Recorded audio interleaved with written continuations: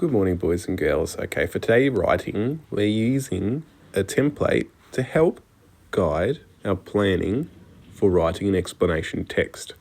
So, our explanation text, as we know now, has three key sections. It has an introduction, the main meat of the sandwich, which is the explanation, and the conclusion here down at the bottom. So, when we are planning, we need to start thinking about our topic. Now, my topic is the monarch butterfly. So I've gathered my information, I did a brainstorm and I did research, and I've got all my information with me. I'm not going to write all my information down into this planner. This is just to help guide my thinking for when I'm writing my draft.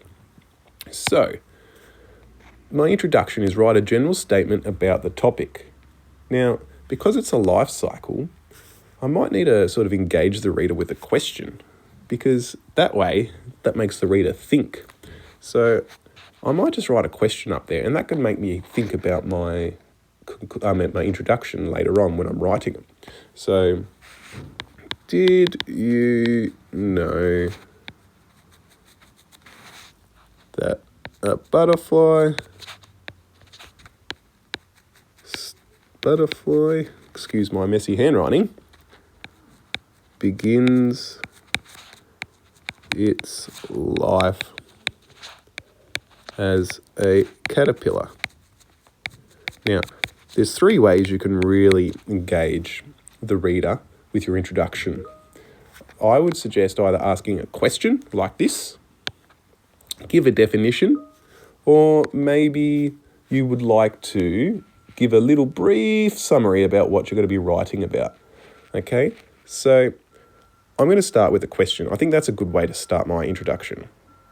So I might also give a little definition as well as a question. So did you know that a butterfly begins its life as a caterpillar? And then I might give, because my topic is about the monarch butterfly, I might include information about the monarch butterfly there.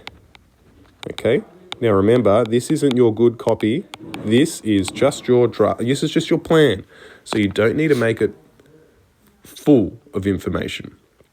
So now we're going into the explanation stage. I've collected all this information. I've collected about how it sort of goes from different stages in its life before it becomes a monarch butterfly. So my first bit of information I collected was about how the monarch butterfly starts its life as an egg. I found out that it also turns into its adult life, which is where it's a butterfly. So I'll call that the adult stage. I've also got my larvae stage when it comes out of the egg. And the pupae stage. So what I've done there is they're the four sections that I've researched. I'm not going to write all the information that I've collected down there today because that would be a lot of effort when I'm just planning. And what I really need to do is make sure I've got them in the right order, so when I do write tomorrow, I know how to organise my information. So I think the egg stage would be the first section. So I'm going to write that as, I might just make that a little bit neater. Undo that. That's going to be number one. And that's going to be my little subheading, like a procedural text. That's my heading for that area. So I'm going to put my information about the egg stage first. The pupae stage was the next stage. Because, Mr. Stevens. It's the larvae stage was the next stage, okay? So I'm going to make sure that I find all the information that I've collected for the larvae stage and put it second underneath the larvae stage subheading. The next stage is the pupae stage.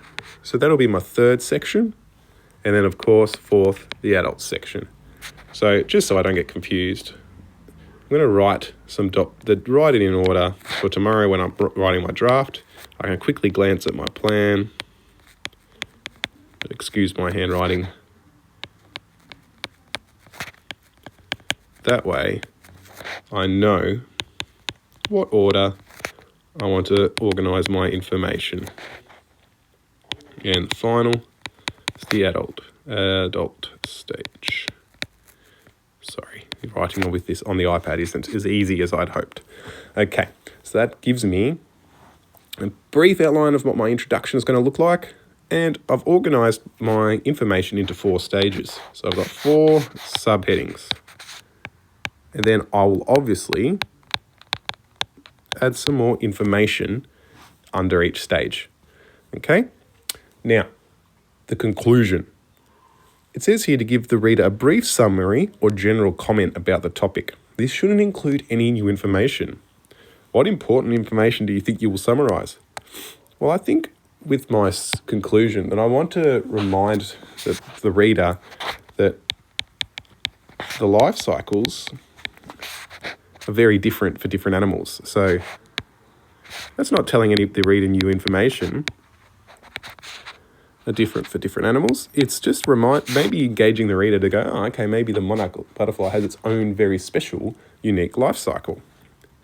Life cycles are different for different animals. Okay, and I'm going to say the monarch butterfly has a unique one. Unique, which means it's an individual one. So yes, once again, my handwriting is not my best because I'm not using a book, and I apologise for that. The monarch butterfly has a unique one. That way, I've just told the reader that different animals have different life cycles, and the monarch butterfly has its own special one. Okay? Now, with the conclusion, try not to add any new information and finish off with an engaging comment just to make sure that the reader can be fully understanding of your topic.